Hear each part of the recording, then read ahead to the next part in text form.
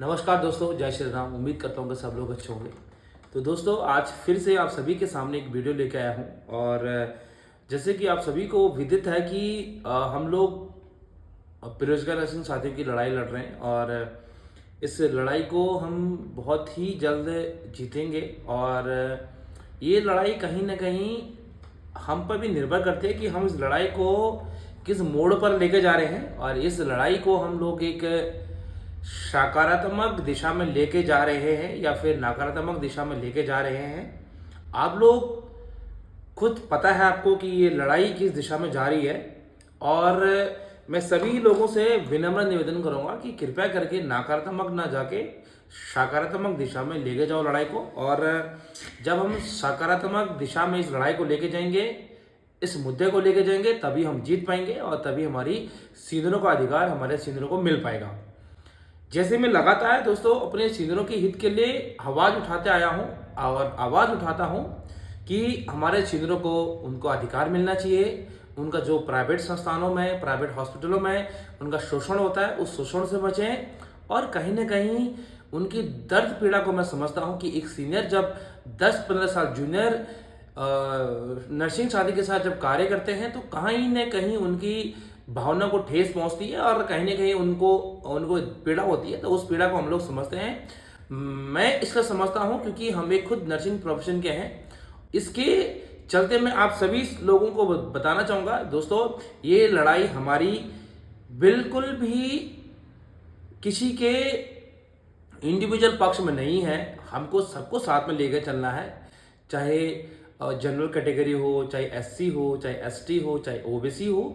हमको ये चीज़ नहीं देखना है कि हमको इस कैटेगरी के लिए लड़ाई लड़नी। हमको ऐसा बिल्कुल हमारा बिल्कुल कतई नहीं है। हम लोग सारे हमारे जो बेरोजगार नर्सिंग साथी हैं, जो तमाम चीज़ें जो भी, हम सबको एक लेकर चलना है। और हमारी ये लड़ाई जो है ना, ये कैटेगरी वाइज नहीं है। हमारी ये लड़ाई सीनियरों के हक के लिए है। चाहे उस सीनियरों में चाहे हमारे जनरल कैटेगरी आए, चाहे एसटी आए, चाहे ओबीसी आए, कोई भी श्रेणी आती है तो हमको उससे कोई मतलब नहीं है। हमको मतलब सिर्फ हमारी जो 3000 पदों पर हमें वर्षवार तरीके से भर्ती चाहिए, वो हमारे सीनियरों के लिए लड़ाई है।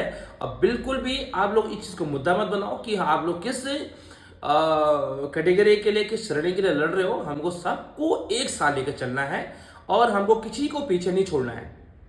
जब हमने इस लड़ाई का आह्वान किया था कि हम लोग इस लड़ाई को जीतेंगे, तो हमने इस मुद्दे को लेते हुए चले थे। हम लोग इस मुद्दे को उठाते हुए चले थे कि हमको सीनियरों की वर्षवार तरीके से हमको भर्ती करानी है। उसमें हमने ये नहीं देखा कि कितने बैकलॉग के हैं, कितने ईडब्ल्यूएस के हैं, कितने जनरल के हैं, कितने एसटी एससी ओबीसी के हैं। हमने ये देखा था, हम इस लड़ाई को वहां से उठाई थी जहां पे हमारे विचारधारा जो थे कि हम सीनियरों के अधिकार के लिए लड़ेंगे। 3000 पदों में जब 3000 पदों पर वर्षवार तरीके से भर्ती हम लाएंगे, तो उसमें हमारे तमाम जो बेरोजगार नर्सिंग साथी हैं 2014 से लेकर 2022-23 तक सबका नंबर आने की संभावनाएं उसमें है। अब देखो दोस्तों, हमारी एक मात्र लड़ाई 3000 पदों पर सीनियरिटी वाइज के लिए नहीं है। हमारी लड़ाई साथ ही साथ बाहरी राज्यों को कैसे हम बाहर निकाल सकते हैं, उसके लिए भी हमारी लड़ाई है। आखिरकार बाहरी राज्यों के अभ्यर्थी जो हमारे उत्तराखंड में नियमितीकरण में उनका सिलेक्शन हुआ, कैसे हुआ, ये सबसे बड़ा प्रश्न है, सबसे बड़ा क्वेश्चन है। आखिर हम क्या उनकी इन चालाकी पर हम क्यों न लगाम कस पा रहे हैं? इसलिए नहीं कस पा रहे हैं क्योंकि हम एक सिस्टम से नहीं लड़ पा रहे हैं। हमारी लड़ाई गलत दिशा में जा रही है। हमको लड़ाई को नकारात्मक दिशा में ना लेके जाके हमको सकारात्मक दिशा में लेके जाना चाहिए। और जैसे ही मैंने कल एक वीडियो डाला था, मैंने कहा कि जितने भी मेरे प्यारे समर्थक हैं, चाहे जूनियर हैं, सीनियर हैं, और उनको लगता है मैं उनके हक के लिए, उनके हित के लिए कार्य कर रहा हूं, तो आप हमारा समर्थन कीजिए। जिसमें बहुत सारे अत्यधिक मात्रा में मेरे प्यारे जूनियर साथियों का समर्थन आया था कि आप हमारे पक्ष में आओ, हमारे पक्ष में आओ, हम आपके साथ हैं, आप हमारी लड़ाई लड़ो, हम आपका सदैव आभारी रहेंगे और हमको आपका सपोर्ट चाहिए। बहुत सारी सीनियरों का मैसेज आया था कि आप प्लीज़ कृपया करके इसको कैरी ऑन कीजिए और एक साथ होके इस लड़ाई को लड़ो और सीनियरों की हक के लिए लड़ो।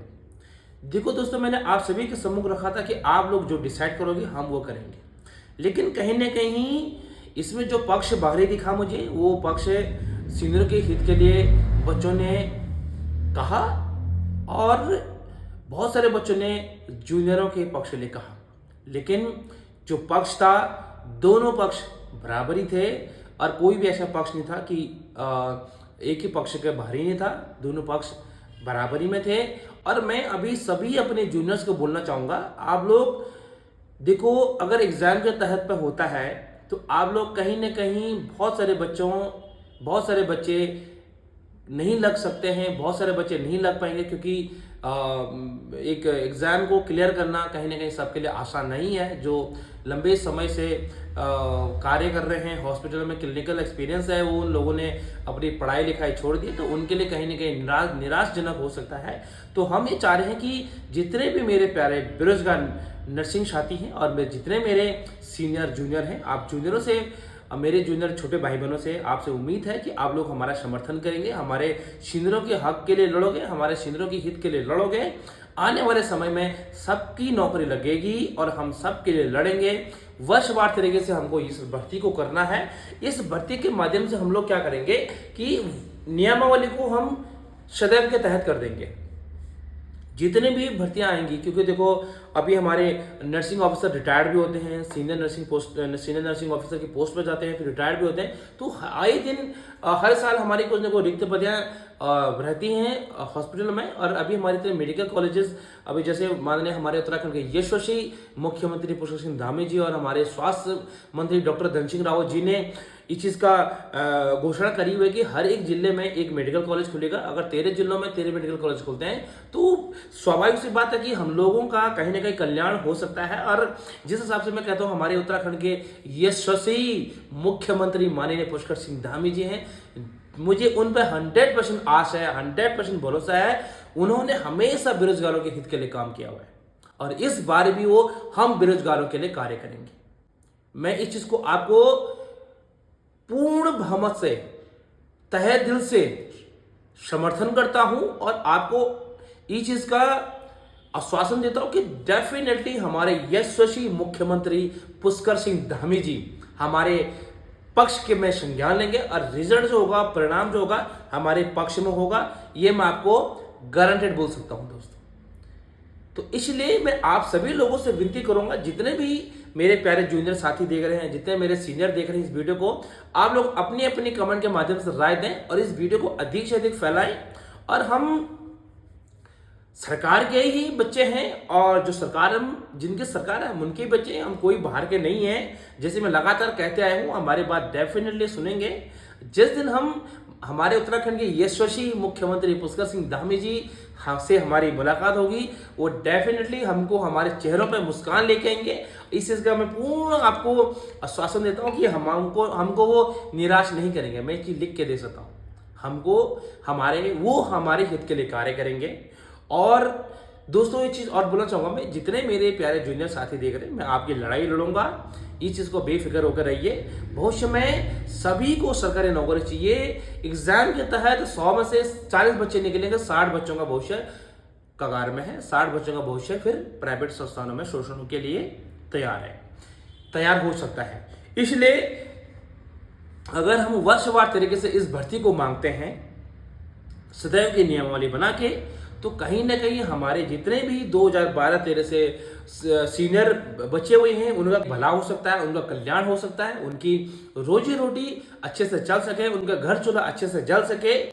और दूसरी बात यह कि हमको अपने सीनियरों का सपोर्ट करना है, उनके सपोर्ट के लिए हमको आना है। आप सभी मेरे प्यारे जूनियर साथियों से मेरे निवेदन है कि आप लोग आए और इस लड़ाई को हमको एक पारदर्शिता की तरह से करनी है। और जो भी इसमें भर्तियां होंगी दोस्तों, हमको ये चीज़ें मेन मुद्दे रखने, क्योंकि कहीं ना कहीं ये चीज़ों में शंका आ रही हैं। बहुत सारे हमको शिकायतें भी आई कि जो भी बेरोजगार नर्सिंग साथी हैं, उन्होंने बस कोर्स किया, 1-2 साल नौकरी करी, 10-10 साल घर बैठ गए। उनका क्लिनिकल जो एक्सपीरियंस है, क्लिनिकल जो उनका वर्क है, वो बिल्कुल भूल चुके हैं। उनको ट्रेनिंग देनी पड़ रही है, उनको सिखाना पड़ रहा है। जो 3000 पदों पर रिक्त पदें भरी गई है, कहीं ना कहीं ये बहुत बड़ा मुद्दा है दोस्तों कि एग्जाम के जो पक्ष में बात हो रही है। तो हम लोग इस लड़ाई पर भी लड़ेंगे जो लगातार 5 सालों से या 5 सालों से अधिक 10 सालों से लगातार कार्यरत हैं। एक्सपीरियंस लेटर के तहत पे हम उनके लिए लड़ें और उनका हम लोग नियमितीकरण करवाएं। क्योंकि ऐसे तो बहुत सारे बच्चे हैं कि जिन्होंने कोर्स कर दिया और शादी हो गई, घर बैठ गए। उनको क्लिनिकल काम करे हुए छोड़े 10 साल हो गया। उनको एक पिटाटी की कोई नॉलेज ही नहीं है। उनको लोगों को टिकस में सक्शनिंग करनी नहीं आ रही है। उनको लावाज का बाद उनको एनजी ट्यूब डालना ही नहीं आ रहा है। तो तमाम चीज़ें की जो एक बातें चल रही हैं, ये कहीं ना कहीं बिल्कुल सत्य है। तो हम ये सरकार से ये मांग करेंगे, ये आग्रह करेंगे, आप लोग सीनियरिटी वाइज इस भर्ती को कीजिए और हम आपके साथ पूर्ण बहुमत से हैं। जैसे ही आप करोगे, जो दिशा निर्देश आप हमको दोगे, उस दिशा निर्देशों का पालन हम करेंगे और इस भर्ती को सदैव के लिए नियमावली के तहत वर्षवार तरीके से किया जाए। और दूसरी बात आपको बोलना चाहूंगा मैं, जिसको भी अगर 5 साल 10 साल का कंटिन्यूसली अगर अनुभव नहीं है तो उनको रोजगार नहीं मिलेगा कहीं ना कहीं।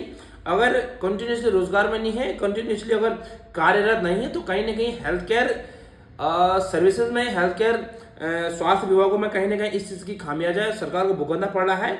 और इसलिए क्योंकि सरकार एग्जाम के पक्ष में भी इसलिए है क्योंकि जिन मेरे बड़े सीनियरों ने कोर्स की कर लिया है 10 साल 12 साल पहले, उन लोगों ने 1-2 साल बाद शादी हो गई है, बच्चे हो गए हैं, नौकरी छोड़ दी है, तो कार्यरत नहीं है, तो उनका एक्सपीरियंस उनको एक्सपीरियंस नहीं है। प्लस एकदम से नौकरी जब लगा जाए 10 साल बाद 20 साल बाद, तो उनको काम नहीं, कहीं ना कहीं काम करने में परेशानी हो रही है और उनका एक्सपीरियंस अच्छा नहीं है और उनको ट्रेनिंग की आवश्यकता पड़ रही है। इसलिए मैं सरकार से आग्रह करूंगा कि इस भर्ती को आप वर्षवार तरीके से कीजिए और हम आपके साथ हैं। आपके दिशा निर्देश के आदेशानुसार हम लोग चलेंगे और जो लगातार कार्यरत है उन्हीं को इसमें प्राथमिकता दी जाएगी, मेरिट के आधार पर प्राथमिकता दी जाएगी और इसमें हमारे तमाम जो बेरोजगार नर्सिंग साथी उनका भला हो सके, उनका कल्याण हो सके। और मैं एक बार फिर से हमारे उत्तराखंड की यशस्वी मुख्यमंत्री माननीय पुष्कर सिंह धामी जी से आग्रह करता हूं और मैं इस चीज को समझता हूं कि आप हमारी बातों को बिल्कुल नहीं नकारोगे, हमारे बातों को स्वीकार करोगे, संज्ञान लोगे और जो आपने इतने बेरोजगारों का भला किया हुआ है, आप बेरोजगारों के मसीहा हो, आप बेरोजगारों के देवता हो, तो हम भी बेरोजगार हैं, आप हमारे भी देवता हो, हमारे लिए शतकोश हो। हमारे उत्तराखंड के यशस्वी मुख्यमंत्री पुष्कर सिंह धामी जी, हम पे आप पे बड़ी आश है, आप हमारी बातों को, हमारी मांगों को पूर्ण करोगे, हमको आप पर भरोसा है और डेफिनेटली हम आपके साथ हमेशा खड़े हैं और आपके साथ हमेशा खड़े रहेंगे। जहां जहां आपको अपने बच्चों की आवश्यकता पड़ेगी, हम आपके साथ हमेशा खड़े हैं और हम आपके समर्थन में हैं।